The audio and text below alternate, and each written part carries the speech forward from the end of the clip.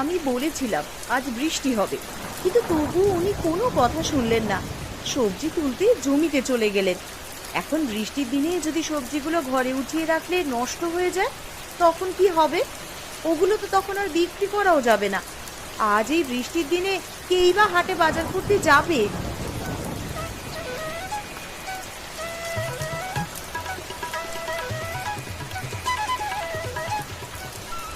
গিন্নি, ও গিন্নি, কোথায় গেলে? এই যে আমি এখানেই তো দাঁড়িয়ে আছি, দেখতে পাচ্ছ না? ওহো, তুমি এখানে? আমি মনে করলাম তুমি হয়তো বাড়ির ভেতরে আছো। তোমাকে বারবার বারণ করলাম ক্ষেত থেকে সবজি তুলো না, তুলো না, আজ বৃষ্টি হবে, কিন্তু তবুও তুমি আমার কোনো কথাই শুনলে না। এখন দেখলে তো ঠিকই বৃষ্টি নেমে গেল। আহা, আজ যদি সবজি না তুলতাম তাহলে বৃষ্টিতে জমিতে জল বেঁধে থাকতো, তখন আমার সব সবজি নষ্ট হয়ে যেত। তা বলে তুলে এনেও বা কি লাভটা হলো? বাড়িতে থাকলে সবজি তো সেই পচেই যাবে। আমাদের বাড়িও তো আর শুকনো থাকবে না। সবজি তুলে বাড়িতে রাখবো কেন? সবজি হাটে নিয়ে গিয়ে বিক্রি করে আসবো। হায় রে আমার পোড়া কপাল! তোমাকে কোনো কিছুই বোঝানো যায় না কেন বলো তো?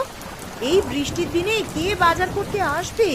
তাই বলে এতগুলো সবজি বাড়িতে ফেলে রাখবো? তুলে এনেছি যখন, তখন বাজারে নিয়ে গিয়েই দেখি বেচা বিক্রি কিছু হয় কিনা। তার মানে এই বৃষ্টি মাথায় নিয়ে তুমি বাজারেও যাবে? না গিয়ে তো উপায় নেই গিন্নি। আমি যদি সবজি বিক্রি না করি তাহলে খাবো কি? সবজি না হয় তুমি সেদ্ধ করতে দিলে, কিন্তু তরকারি রান্না করতে গেলে তো তেল নুন লাগবে। আর শুধু তরকারি তো খাওয়া যাবে না, তার সঙ্গে ভাতও তো লাগবে। চাল না কিনলে ভাতই বা আসবে কোথা থেকে? এই বর্ষায় তোমার জন্য কেউ বাজার খুলে বসে থাকবে না গো। সে একটা না একটা ব্যবস্থা হয়ে যাবে। তুমি এখন এই ঝুড়িটা ধরো তো, আর ঝুড়িতে যত সবজি আছে সেগুলো সব আলাদা আলাদা করে গুছিয়ে দাও।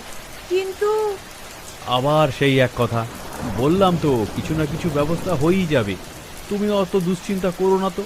দুশ্চিন্তা করতে করতে তোমার শরীর কিরকম শুকিয়ে পড়েছে দেখেছো? এখন শিগগিরই সবজিগুলো আলাদা করে দাও তো দেখি। আমি এখনই বাজারে চলে যাই। আচ্ছা, সে না হয় দিচ্ছি, কিন্তু কিছু খেয়ে